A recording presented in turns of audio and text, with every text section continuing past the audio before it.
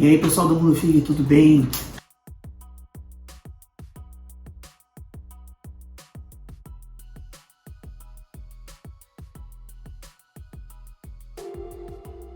Bom, bem-vindo a mais um nosso vídeo. O Mundo Fig está crescendo bastante, a gente tem bastante vídeo. E hoje eu vou falar sobre um assunto que bombou aí na mídia. Recentemente, uma grande veículo ali de informação que a Veja vai lançar uma capa de Veja sobre congelamento de óvulos, sobre a segunda revolução feminina.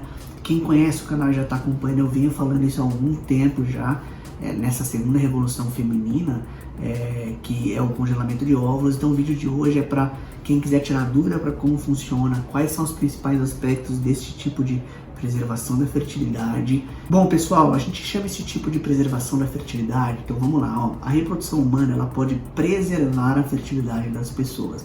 O que é preservar a fertilidade? Se existe algum fator de risco para perder a fertilidade por algum motivo, a reprodução humana consegue guardar a fertilidade da pessoa ou fazer os exames e os procedimentos para postergar o envelhecimento de alguma das coisas.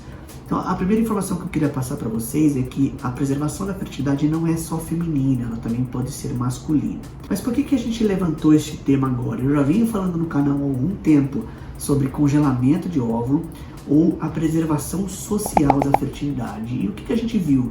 A gente viu que com o advento da pandemia, em março, abril do ano passado de 2020, nos Estados Unidos deu um boom do número de pessoas que procuravam ali o congelamento de óvulos para preservar a sua fertilidade. Qual era o medo? Alguns medos principais: que a pandemia pudesse prejudicar de alguma forma a infecção, prejudicar de alguma forma o ovário. Então, frente a grandes mudanças sociais aí na sociedade, as pacientes ficam com medo. Então, é mais ou menos como se fosse uma resposta de ativos de bolsa de valores, por exemplo, que as pessoas ficam com medo, grandes pandemias, e isso alavanca as pessoas a congelarem ali os seus óvulos. E lá, uma matéria do New York Post, né, que também vai sair, e grandes clínicas ali nos Estados Unidos, eles declararam que muitas pessoas ligavam para esse tipo de procedimento, para o congelamento de óvulos, tá bom? Então vamos falar especificamente nisso que a gente chama da segunda revolução feminina. Então o que é a primeira revolução feminina? As mulheres, elas antigamente, elas realmente cresciam ali numa estrutura familiar patriarcal. Então o que era uma estrutura familiar? O homem tinha ali a obrigação o papel principal na família em sair e trabalhar, e por causa da maternidade, da geração de constituição familiar, a mulher tinha um papel desenhado ali na sociedade até aquele momento, de cuidar ali, fazer a gestão dos deveres de casa, ou ela tinha alguém para fazer aquelas atividades, dependendo da classe social, mas de qualquer forma ela tinha ali o dever de constituição familiar, de gestação, passar durante a gestação, amamentação, tudo aquilo que cabia na estrutura familiar. O que a gente viu é que a sociedade realmente foi evoluindo, surgiram-se novas constituições familiares.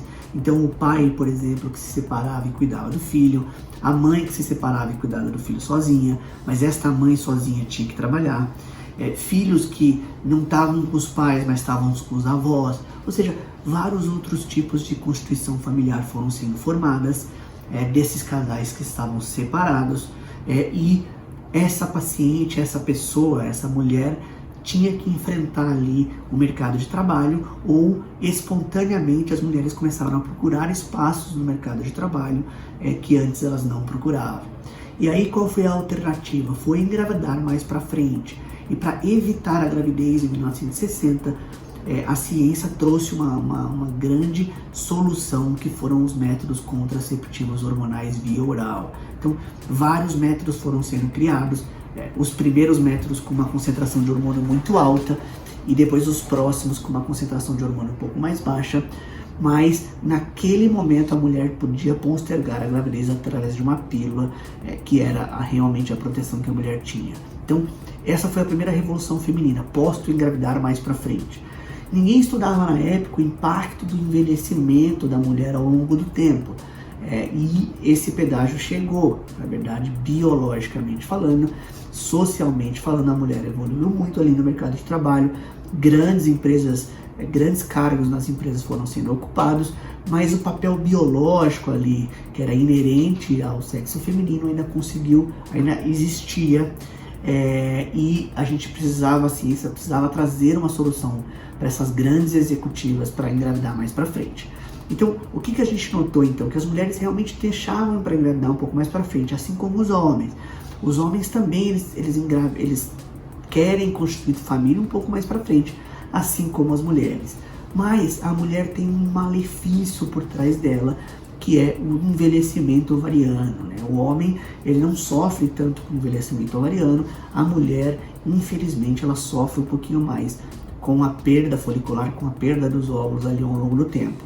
Então, a natureza realmente não foi tão benéfica aí para o lado das mulheres com essa perda folicular ao longo do tempo. Então, com a maternidade tardia, as mulheres teriam que ter algum outro tipo de benefício ali ou de proteção na ciência. É aí que surgem os congelamentos dos óvulos. Então, a mulher pode preservar a fertilidade, ela pode parar o processo de envelhecimento, até parar o processo de aumento dos riscos de algumas doenças através do congelamento dos óvulos. Então, vou explicar para vocês rapidinho aqui como funciona o processo de congelamento de óvulos para essas pacientes que têm desejo de engravidar mais para frente. Primeira informação para essas mulheres, então: deixar para engravidar acima dos 35 anos de idade, já precisa começar a pensar neste processo de congelamento de óvulos, tá bom? Então, se você tem ali 33, 34, 35 e ainda não deseja construir família naquele momento, ou porque está trabalhando, ou porque ainda não achou um parceiro, ou porque vai casar, ou porque não quer ser mãe no momento, esses motivos todos impulsionam ali a necessidade das pacientes guardarem esses óvulos, e elas podem fazer este tipo de tratamento. Então, como funciona o tratamento? A paciente começa o tratamento através da indução dos óvulos, né? O médico que trabalha na reprodução humana, ele estimula o ovário da paciente a produzir, em vez de um óvulo naquele mês, a produzir e recrutar, que a gente chama todos os óvulos que estão no ovário da paciente.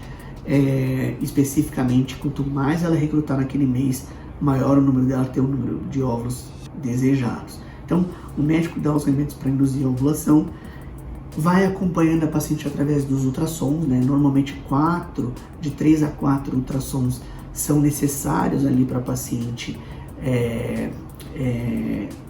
para o médico acompanhar o crescimento desses folículos.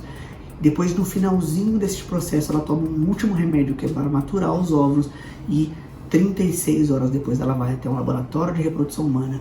O médico vai lá, através de uma sedação simples, ele retira esses óvulos do ovário, entrega para a embriologista até retirar as células que estão ali em volta, que a gente chama de denudação, e guardar os óvulos que estão maduros. Então já existe uma seleção de óvulos ali para as pacientes que estão querendo engravidar, e existe também um número ideal para congelar o número de óvulos respectivamente com a idade da paciente. Então entre 33 e 35 anos a gente sempre sugere que a paciente tenha entre 13, 15 e 17 óvulos.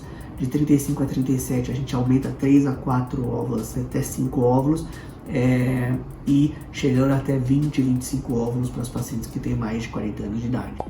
Beleza? Então essa é a segunda revolução feminina. Sim, é possível guardar esses óvulos para o futuro, é possível bloquear o processo de envelhecimento ali dos óvulos para a formação de algumas doenças genéticas, e isso é feito através de uma estimulação do ovário e aspiração dos óvulos, como se fosse uma primeira etapa de uma fertilização in vitro, mas sem serem fertilizados. Beleza? Pessoal, eu sou o Dr. Luiz Fernando Pina, acompanha a gente no Instagram, se inscreve aqui no canal Mundo FIV, a gente está postando vídeos toda semana. Pelo menos quinta e sábado a gente está postando os vídeos, ou alguns vídeos que estão aí sobre alguns assuntos mais picantes, e eu espero realmente que vocês estejam gostando. Se ficou qualquer dúvida, por favor, deixa aqui. Algumas dúvidas a gente não consegue responder porque são dúvidas médicas, e aí segue a gente lá no Instagram, marca lá e manda no direct, que a gente tenta responder pergunta de todo mundo, dessas pacientes que estão em desejo de engravidar. Se você conhece alguém que está tentando engravidar, manda esses links do nosso vídeo, do nosso Mundo FIV, porque eu acho que tem muita informação que vai ajudar essas pessoas nesse processo. Beleza? Obrigadão pela audiência, vejo vocês aí nos próximos vídeos.